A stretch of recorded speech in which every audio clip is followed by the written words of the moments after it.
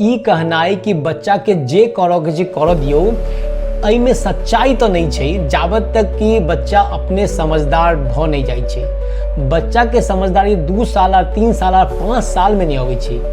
एहि as a parent अहाँ के समझदार बनऽ पड़त जे अहाँ बच्चा के सही गाइडेंस और सही तरीका से दऽ सकियो। सही तरीका से देनाइ गाइडेंस बेसी इम्पोर्टेंट छै।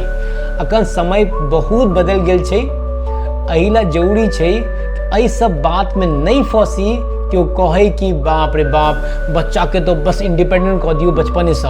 एना नहीं होइ छै। अहाँ के बुधियार बन कऽ समझदारी देखा कऽ बहुत बढ़िया से चीजें सीख कऽ बढ़िया से बच्चा के अपने से गाइडेंस दऽ कऽ आगाँ बढ़ाबऽ के कोशिश करियो। ई मॉडर्न थॉट में नहीं फंसो कि so early give all the independence. जरूरत नहीं छै, वो समझदारी से इंडिपेंडेंस